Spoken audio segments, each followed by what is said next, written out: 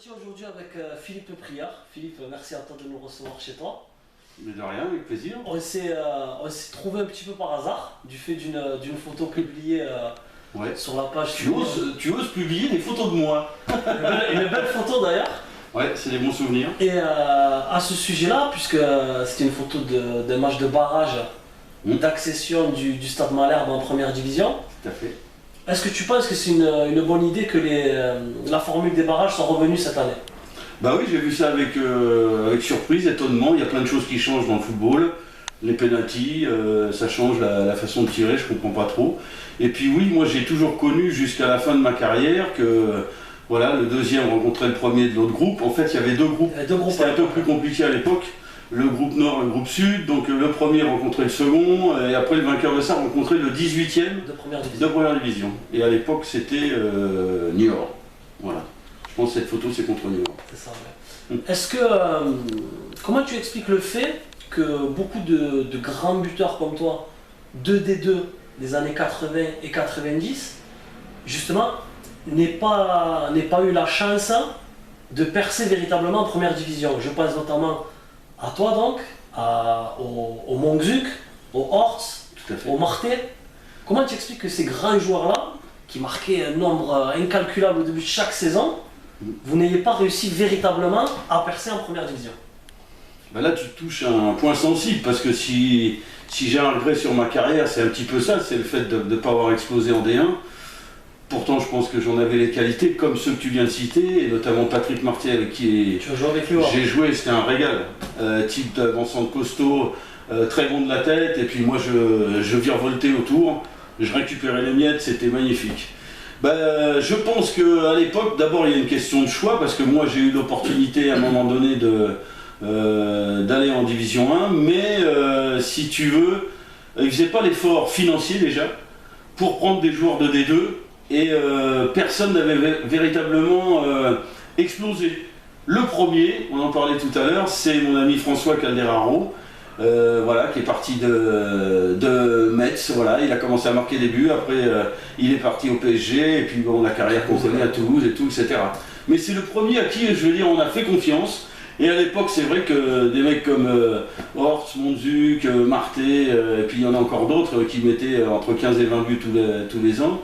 On n'avait pas, de crédit, alors que je vois que maintenant, on n'hésite pas à piocher en D2. En national, ouais, c'est pas même parfois. Voilà, j'allais dire, même en dessous. Tu vois, donc ça c'est... Je trouve que les temps changent, et puis il y a des contre-exemples maintenant tous les jours. Moi j'ai expliqué à mon fils qui avait des qualités et puis qui n'a jamais trop percé et tout, que même en amateur à 25 ans ou quoi, il y a des exemples comme Cornet par exemple à Dijon, qui me vient dans la tête, des mecs qui signent pro, tard, mais au moins... Les Valbuena ou les Ribéry même. Voilà, des mecs qui ont été jetés plus jeunes, des centres de formation, et voilà, et c'est pas fini quoi. Si tu aimes le football, si tu es un passionné, ça peut te rendre des services dans certaines villes. Bon, moi je me suis fait un peu piéger à Digne parce qu'on m'avait promis une place au sport évidemment, et puis j'ai pas eu cette place. Pourtant j'ai été entraîneur du club pendant quelques temps. Et voilà, j'ai dit à mon fils, mets 15 buts ou 20 buts par saison, tu verras que tu as des villes à côté, quand tu habites en banlieue par exemple 7, peut-être à Montpellier, on a des échos en disant, mais lui il met des buts à 7, on va peut-être s'intéresser à lui. Et je pense qu'avant, c'est malheureux à dire, mais on préférait prendre un mec qui jouait même pas beaucoup en D1 plutôt que d'aller piocher dans la D2.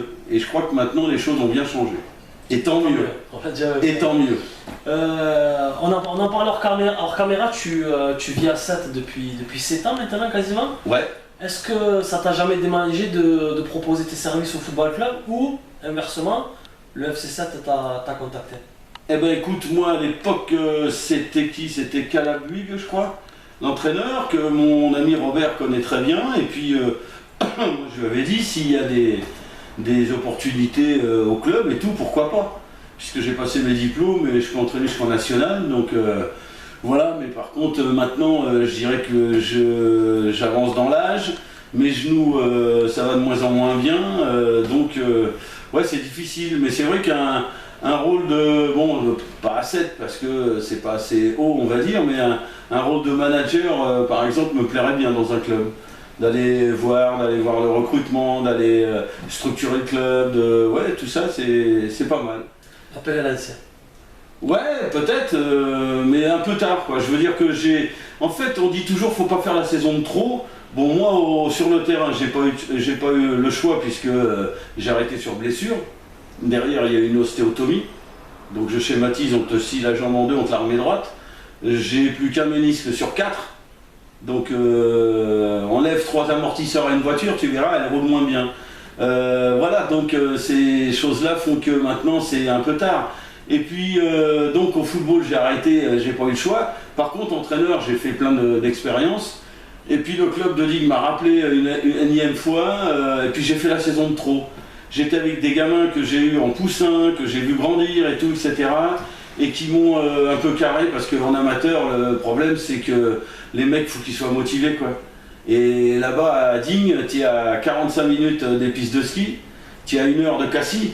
Donc voilà, en été les mecs sont à la plage, en hiver ils sont au ski, et c'est pas évident tu vois, de faire des... Et puis bon, voilà, cette année-là après, j'ai dit j'arrête, je m'en vais de Digne, je viens à 7, et là je tire un trait sur tout, en fait. Et j'ai franchement abandonné, entre guillemets, le football, mais au niveau voilà, professionnel, au niveau investissement personnel. Voilà, après je regarde toujours les matchs à la télé et tout, mais bon, ouais, nettement moins qu'avant en fait.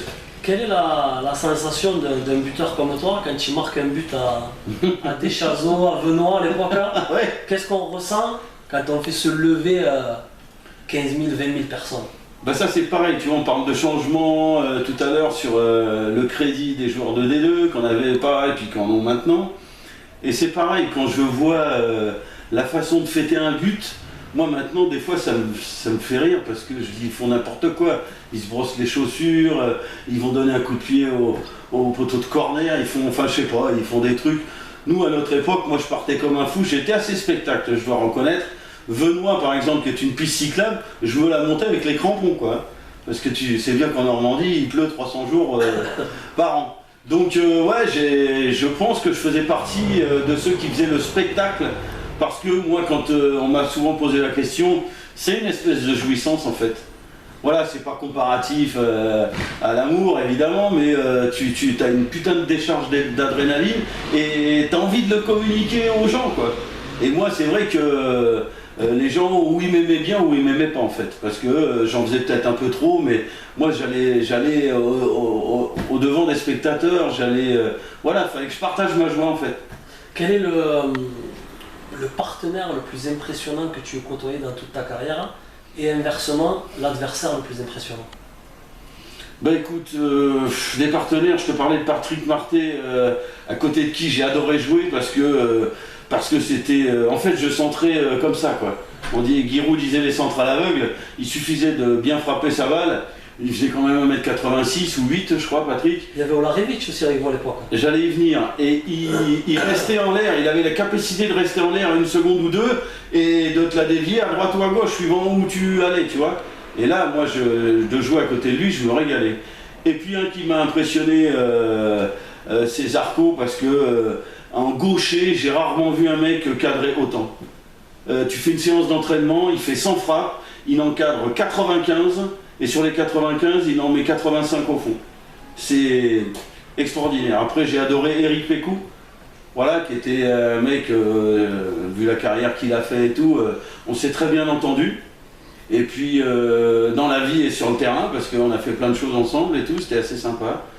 Ouais, des mecs qui m'ont impressionné. Après, de toute façon, tout le monde a des qualités. Je me rappelle d'un Algérien, Tej Ben Saoula, qui allait à 2000 à l'heure, parce que là maintenant je vois nos jeunes français, Mbappé, Dembélé, qui vont à 2000 à l'heure, quoi. C'est impressionnant. Le mec qui m'a le plus impressionné dans ma carrière, que j'ai vu en vitesse, c'est Johnny Rep. Johnny Rep au Parc des Princes. Tu as joué contre Johnny Rep? Non, parce que nous, je jouais au Paris FC à l'époque, et on levait le rideau du Paris Saint-Germain à 18h30. Et le PSG jouait derrière.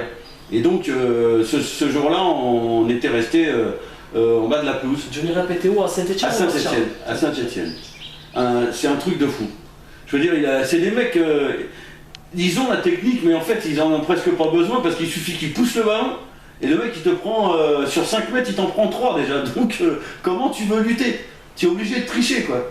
Tu joues à l'italienne, le maillot, voilà, l'obstruction, voilà, parce que les Italiens je les connais aussi. Ah, c'est des clichés ça. Ouais, non, j'ai fait, jusqu'à temps que mes genoux aillent à peu près bien, j'ai fait un tournoi international à San Remo, où il n'y avait que des anciens, moi je jouais avec les anciens de Marseille, et on jouait la Lazio, la Sampdoria, il y avait vraiment des belles équipes. Et crois-moi qu'ils naissent avec ça, la triche, l'envie et tout, et je pense qu'ils meurent avec ça aussi, parce que même en vétéran, qu'est-ce qu'on se mettait quoi, alors que bon, c'était un tournoi sympa quoi. C'est, ouais, les... Une question à te poser, tu as joué en première division avec Le Havre. Ouais, Paris Et FC. Paris, voilà, ce que je voulais Ouais, te j'ai demander. fait 4 montées en première division, voilà. J'ai fait 3 barrages et 4 montées. Ton premier match en première division avec le Paris FC donc, Ouais. quel souvenir tu Oh, gardes? Quel âge avais-tu à cette époque? Bah j'avais... c'était... Moi je suis arrivé en 77, on est monté, ça devait être 79. 19 ans, c'est ça? C'est ça. J'avais... c'était ouais, au mois de février, le 4 février 79. Et donc c'était Monaco. Et donc on en a pris 7. Monaco était champion de titre, je crois, à l'époque. Ils allaient devenir champions. Ils allaient devenir champions cette année-là. Et donc j'ai pas arrêté de faire Courbis, Vitalis, Courbis. Enfin bon, j'ai couru partout après le ballon. Avec les Tori, Jean Petit, des Léonis, tout ça. Christian Dalger dans cette équipe, hein? Je sais pas, non, je sais pas, c'est peut-être encore un poil avant. Hein. Mais peut-être. Ouais, Monaco est peut-être. champion de France en 78. Ouais, c'est ça, ouais, bah, c'est ça. C'est les années, là, on les a joués l'année d'après. Et donc, ouais, donc j'ai pas arrêté de courir, de faire ce que je pouvais, mais tu touches pas le ballon, quoi. Déjà à l'époque, quoi, je me rappelle que Juste Fontaine, avec son gros cigare à la fin, m'avait félicité quand même. Il m'a dit c'est bien petit, continue comme ça. Mais bon, honnêtement, premier match 7-1 chez toi, hein, au parc. Ça, c'est pas un terrible début, quoi. Un mot sur Rudy Garcia, le coach de l'OM que tu as côtoyé au Stade Malherbe. Bah, c'est-à-dire que non, je l'ai côtoyé, Rudy, je le connaissais, ouais, parce que c'était un ami de Péan. À l'époque, et j'étais en équipe de France olympique. J'étais le seul joueur de D2 en équipe de France olympique. Et donc j'avais fait 2 matchs en Hongrie et à Lens contre la Suède. Et je me rappelle d'ailleurs que ce jour-là, Rudy était venu nous voir. Et d'ailleurs, il cherchait un club et tout, etc. Et moi, je l'ai branché à Caen. Voilà, parce que je sais qu'il cherchait des milieux et tout, etc. Après, peut-être qu'il ne l'a pas su. Là, c'est vrai que si je le croisais demain, je lui expliquerai ça, parce que peut-être il n'est pas au courant. Mais c'est vrai que je pense que j'avais une bonne influence à Caen avec Monkowski, on s'entendait bien et tout. Et Eric Pécou, j'ai vraiment insisté pour qu'il vienne. J'ai fait venir Hervé Flores aussi, qui était un ami, un minot marseillais. Et je pense que, ouais, Rudy, je l'ai bien branché pour Caen. Après, c'est comme quand tu trouves du boulot à un pote, il faut que le mec il soit bon à son boulot. Rudy il a fait ce qu'il fallait pour être bon et pour continuer, et voilà quoi. Donc, mais c'est marrant, je sais pas s'il le sait ça. Bah ouais, Rudy c'était un bon joueur, voilà. Et puis bah, quand on voit la carrière qu'il fait comme entraîneur, chapeau quoi. C'était pas commun à l'époque, mais est-ce que tu regrettes de ne pas avoir vécu une aventure à l'étranger? Bah écoute, j'aurais pu. C'est marrant parce que tu poses vraiment des bonnes questions, parce que à Caen j'avais une clause à l'époque pour me libérer, et ma femme n'a pas voulu partir. J'avais 2 clubs. J'avais l'Austria de Vienne, qui était encore en Coupe d'Europe, et j'avais le FC Bruges. Gros club belge. Bah oui. Jean-Pierre Papin à la fin. Voilà. Alors si tu veux, je veux pas me comparer à lui, parce que moi je suis une petite merde à côté de sa carrière à lui. Mais je pense que tu me mets à l'OM à l'époque où lui est allé, avec les joueurs qu'il y avait, je pense que j'en aurais mis quelques-uns aussi. Mais bon, après, chacun sa route, chacun son chemin, comme dit la chanson. Mais ouais, bon, et ma femme a pas osé partir. Mais j'aurais pu partir à la trêve hivernale, en fait. Et après... Tu étais à quelle équipe? J'étais à Caen. À Caen, d'accord. J'étais à Caen. Voilà, c'était la 2e année à Caen, parce que Caen, en fait, ouais, c'est les 2 meilleures saisons de ma carrière, parce que j'ai tout eu en 2 ans, quoi. J'ai été le meilleur buteur du club, j'ai gagné des étoiles France Football, meilleur joueur de D2, sélection en Syrie.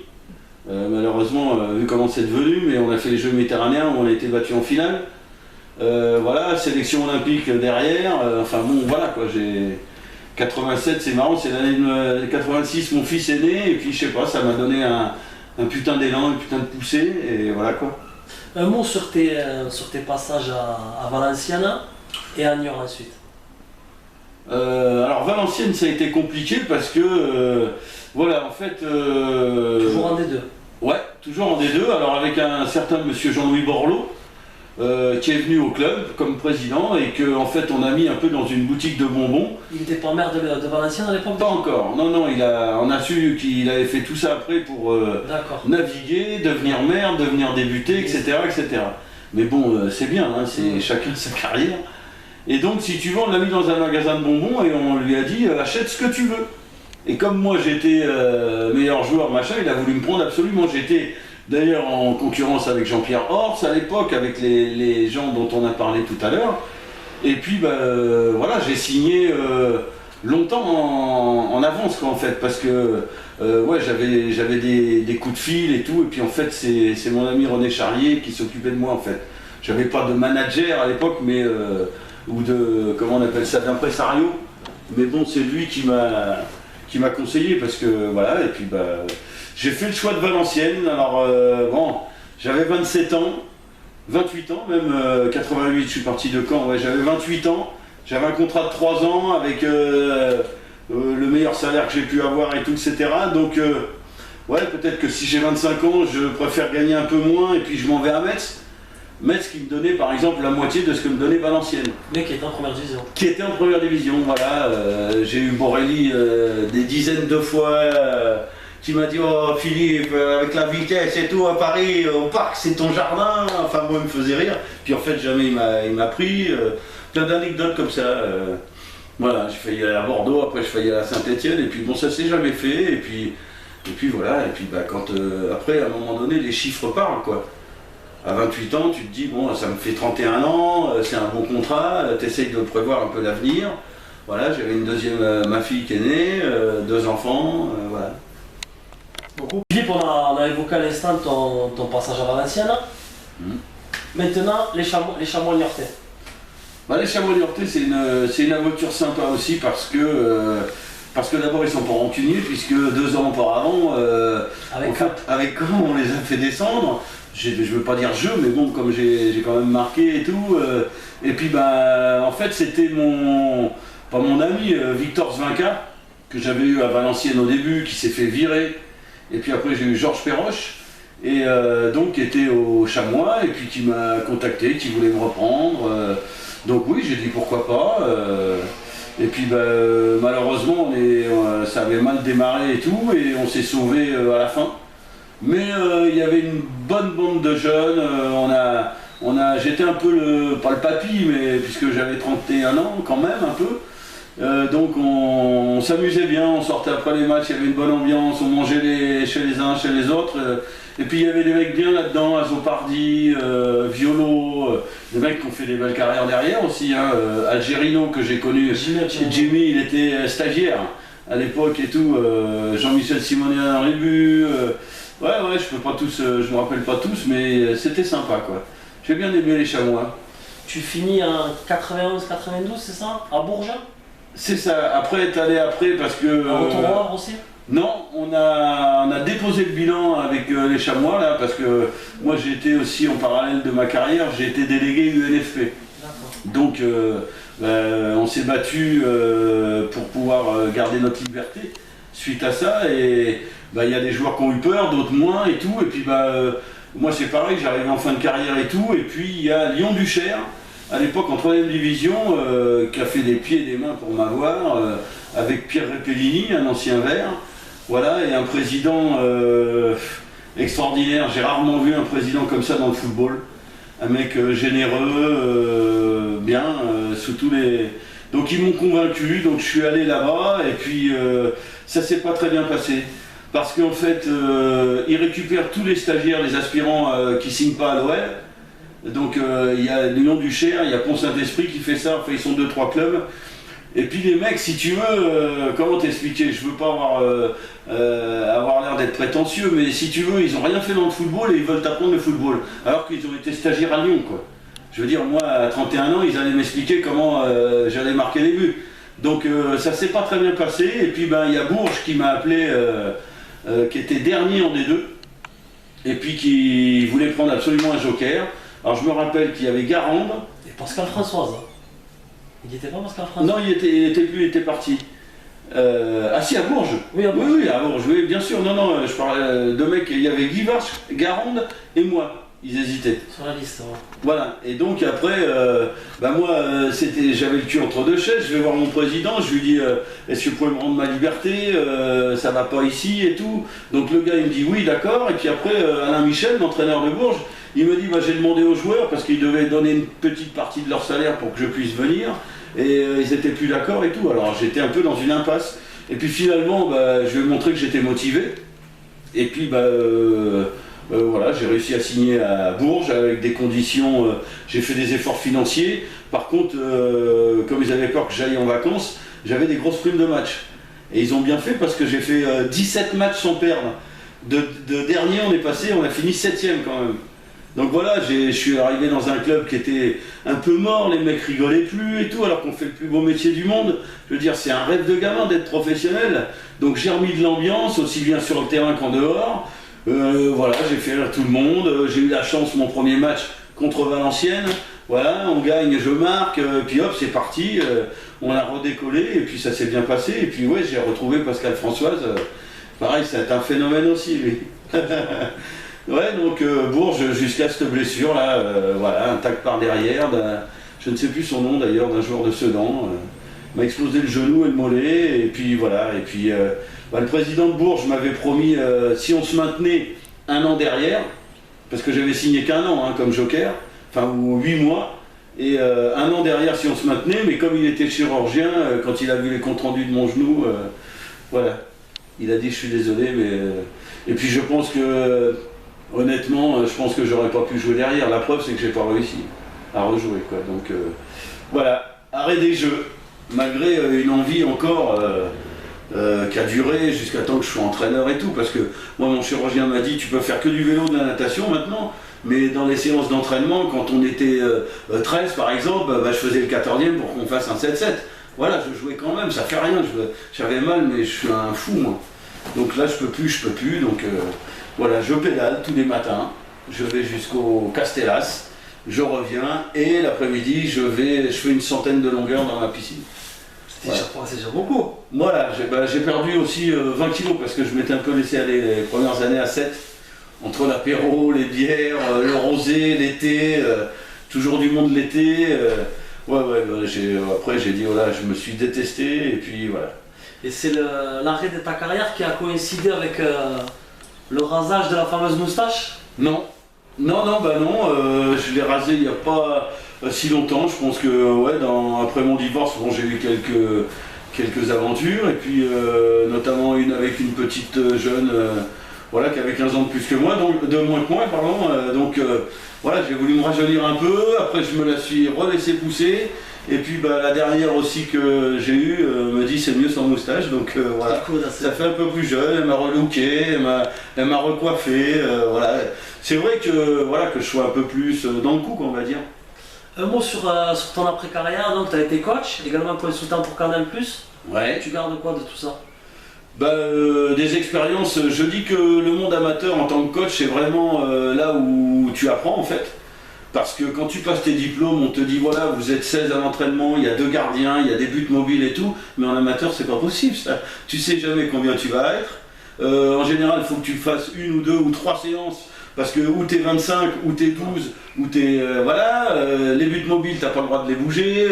Donc ça c'est... il y a plein de contraintes en amateur. C'est pour ça qu'après, quand tu as fait ton apprentissage en amateur, que tu arrives dans un club beaucoup plus structuré, même s'il n'est pas pro, c'est du régal, quoi. Après, j'ai eu des bons résultats aussi. Quel est le plus haut niveau auquel tu as entraîné? DH. On est monté en DH à l'époque avec Daniel Zverev, il y avait Jean-Pierre Monté aussi qui était venu, gardien de but. Voilà, on s'est frotté à la DH autour de Marseille. C'est un sacré niveau aussi quand même, pas mal, parce que nous dans le 04, on n'est pas très peuplé, donc le niveau est pas très élevé, et donc là tu t'aperçois qu'il y a un gros fossé quand même. Après j'ai été aussi entraîneur pendant 4 ans, l'adjoint de Bruno Bini. Qui s'est occupé des féminines. Le CTR de la région PACA, ouais. Et c'est un mec qui m'a beaucoup appris. un mec fantastique qui maintenant est en Chine et il s'occupe de l'équipe de Chine, que je suis allé voir l'année dernière à la Grande Motte. Il m'a présenté à toutes les filles de la sélection chinoise et tout, on a passé une journée très sympathique. Ouais, on a été d'ailleurs 2 fois champion de France avec les 14 ans. Moi j'ai eu en sélection, j'ai eu Nasri, j'ai eu Molo, j'ai les trucs là, je me rappelle pas tous les noms, Thomas Mangani, Muratori, enfin bon, il y en a, voilà quoi, des jeunes qui ont un peu percé. Donc voilà, et puis bah, tu vois le football avec Bruno, là si demain il m'appelle, il me dit tu viens on travaille ensemble, j'y vais de suite. Mais c'est le seul qui peut me convaincre de revenir dans le football. Après mon expérience Canal+, j'ai trouvé ça magnifique, parce que voilà, en fait t'es chouchouté, dorloté, dirigé, t'as une fille qui t'appelle, qui te dit voilà, tu loues une voiture, tu vas à tel aéroport, tu vas commenter tel match et tout, puis tu fais ce que t'aimes en fait, le football c'est ma vie quoi, donc à moins d'être trop timide par rapport au micro, ou de pas, le défaut que j'avais c'était peut-être de pas trop regarder assez la caméra, mais voilà quoi, c'était un régal. Et puis bah ça s'est arrêté parce que je pense que tous les ans ils ont fait venir des mecs en plus, des mecs qui arrêtaient leur carrière, et puis après bah, des mecs peut-être plus huppés que moi au niveau de la carrière, voilà, des internationaux ou des joueurs qui ont joué que en D1 alors que moi j'ai fait 90% de ma carrière en D2. Donc voilà, j'ai demandé des explications à Canal+, mais on n'a jamais répondu. C'est dommage. Pour terminer, Philippe, si tu devais te comparer avec un attaquant de ton époque, ce serait lequel? Et un attaquant entre guillemets moderne d'aujourd'hui, ce serait lequel également? Bah, de mon époque, à mon avis, il est un peu plus jeune que moi, Jean-Pierre Papin, mais oui, je pense qu'on avait un peu les mêmes qualités. Je ne connais pas sa taille, mais on doit être un peu 1m78, on n'est pas très grand, mais moi j'étais puissant, vif, lui aussi.